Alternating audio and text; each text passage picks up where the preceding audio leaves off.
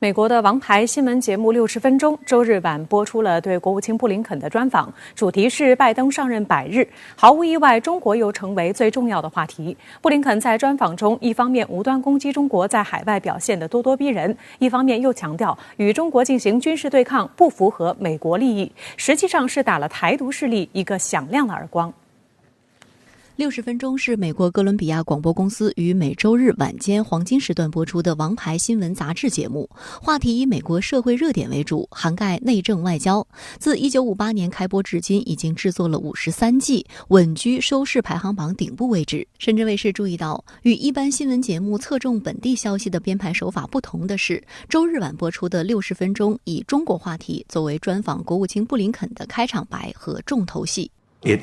布林肯表示，不会与中国进行军事对抗的说法，与美国政府近期3番5次承诺所谓与台湾关系坚若磐石，并且拉上日本应对台海局势的咄咄逼人态度自相矛盾。不过，布林肯也再次强调，美国将根据所谓与台湾关系法，确保台湾有能力自我防卫。60分钟还引述了杨洁篪在阿拉斯加中美高层战略对话中的表态，来试探布林肯的态度。我们把你们想得太好了，我们认为你们会遵守基本的外交礼节，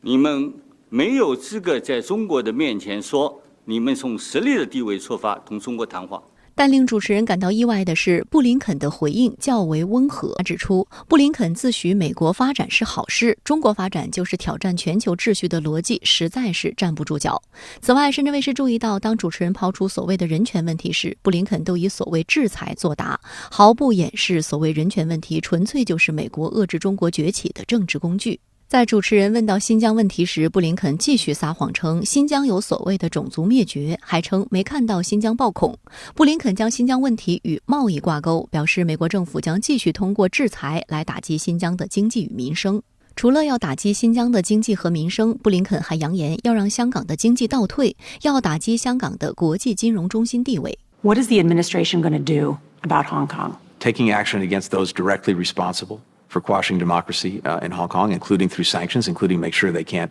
travel to the United States. I think one of the questions is going to be whether Hong Kong is able to sustain itself as an economic and financial center under those conditions. As this continues, companies, people are necessarily going to want to be operating in that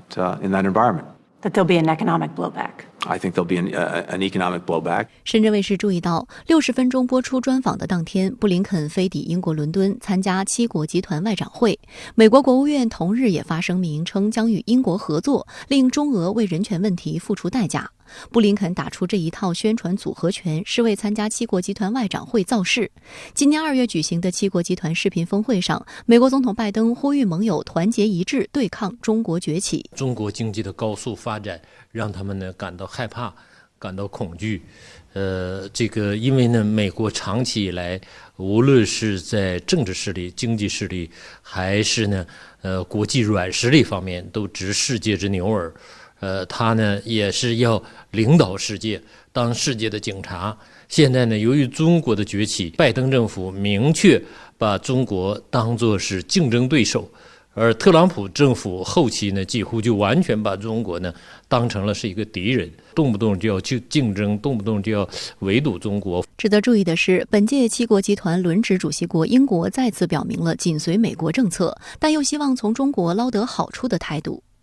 We look to the opportunities. We want a constructive relationship with China, but on things, whether it's intellectual property theft or standing up for human rights in Hong Kong and Xinjiang, obviously we're going to be very clear on our values. 观察认为，在脱欧之后展示比欧盟更强硬的对华政策，被英国政界视为英国重获外交主权的表现。但英国政府面对中国时的心态复杂。2020年，在中英双边经贸额高达5982亿元人民币的情况下，英国也没有放弃与中国的一带一路合作。中国企业投资的新克利角 C 核电站和皇家阿尔伯特码头等大型旗舰合作项目稳步推进。此外，在中方的支持下，2019年伦敦已经成为全球最大的人民币离岸交易中心，清算额超过50万亿元人民币，有力地支撑了伦敦的全球3大金融中心之一的地位。本次七国集团外长会期间，美日外长会再次受到外界高度关注。日本外务省发消息称，美日两国将共同主导本次七国集团外长会有关应对中国的讨论。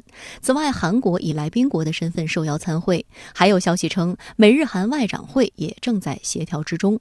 上周五，美日两国政府又以视频会议的方式举行了延伸威慑对话。这一对话启动于2010年。所谓的延伸威慑，其实就是美国核保护伞的另一种说法。实际上，在3月中旬的美日外长防长2+2会谈上，美国已经承诺继续给予日本核保护伞。4月，拜登接见到访的日本首相菅义伟时所发表的共同声明中，也再次确认美国与日本合作强化核威慑。据日本共同社报道，在这场会谈上，美日再谈到中国高超音速武器以及导弹防御体系问题，还就所谓应对台海突发事态以及日本是否可以拥有对敌基地攻击能力进行了讨论。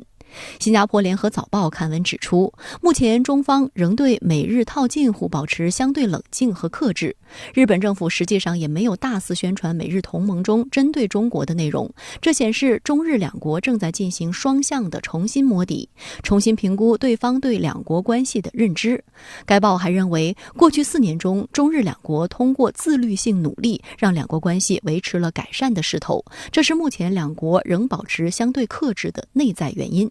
日本朝日新闻编辑委员佐藤武四认为，就算是作为盟国的美国与日本的国家利益也不完全一致。中日在地理和经济上紧密相连，中日关系的安定对日本安保也有积极作用。日本经济新闻则指出，自民党内众多成员与中国联系密切，日本企业界也无法承受与中国脱钩的后果，这是菅义伟政府迄今不敢贸然跟进美国制裁中国的重要原因。日本呢对中国的忌惮要强于美国，潜在对中国崛起的心理不放心的心态。中国和日本呢是一衣带水的邻国，两国的距离关系特别近，无论是经济、政治还是人文的交流往来，又都呢非常密切。现代社会呢，就是各个国家之间，尤其是大国之间，它有的时候呢不可避免的存在矛盾、存在摩擦，但是呢，理性的大国，都不会让这种矛盾和摩擦蒙住了双眼，而仍然呢，在摩擦和矛盾的同时，保持自身的理性，促进相互之间的往来，促进自身同对方国家的合作，既扩大自己的利益，也扩大对方的利益，这是一种呢理性的选择。那么另一方面呢，G7国家外长峰会即将上演，美日外长时隔1个半月再次会谈。据悉，所谓中俄人权问题、朝鲜半岛局势将会成为热点议题。那您对此有何观察呢？ G7机制已经是昨日黄花，过气网红了。他们当初聚拢在一起是为了解决发展的问题，避免经济危机。但很显然，这个关起门来自嗨的小范围俱乐部，并没有办法领导世界各国有效的应对危机。所以后来才有了代表性更广泛、协调能力更强、危机应对各具针对性的这个 G20 机制。所以，当我看到此次 G7外长会议的议程时一点也不意外。它本身就是一个相对缺乏问题解决能力的务虚机制，可不就得聊一些意识形态的话题了吗？在美国老大哥的这个领导下凝聚共识，但问题来了，如今的 G7 真能凝聚出什么所谓的共识吗？我个人认为也挺难的。就以俄罗斯议题为例，以德国、法国为代表的 G7 国家，真的还相信俄罗斯是一个迫在眉睫的威胁吗？美国当年渲染苏联的钢铁洪流能在1个星期内从波兰平推到英吉利海峡，以此将一众欧洲国家聚拢在北约的旗帜之下。如今这个绘声绘色的故事还能唬住欧洲各国吗？最起码，如今俄罗斯的军事力量已经不是当年苏联那个规模了。更何况，就在前不久，俄罗斯总统普京在乌克兰周边用一次紧急集结、大规模演习、鸣金收兵的3部曲，表达俄罗斯将有节制地使用力量的政治宣言。这显然是有利于欧洲局势趋稳向好的。德国与法国看在眼里，又怎么会轻易上了美国的贼船呢？再说朝鲜半岛局势，不客气地讲半岛局势过去几年相对平稳。仅从美国的角度来看，我们姑且不看动机与目的，这个功劳应该算在特朗普头上。另一方面，从历史经验来看，朝美关系的历次波折基本都出在民主党籍总统任内。平壤方面历来对民主党人的伪善与善变深恶痛绝。综上所述，拜登又能够在朝鲜半岛议题上得多少分呢？我个人觉得他能够做的并不多。这个基本背景 ，G7 各国当然也是心中有数的。就算迫于布林肯的压力 ，G7 各国形成了某种针对朝鲜半岛局势的所谓共识，那也是缺乏力量与精神内核的。因此，我个人认为，此次 G7 外长会议更像是拜登上台后的老伙计们的一次对表会议，它的务虚成分更大。好的，非常感谢吴先生在线来和我们分享您的观点，谢谢。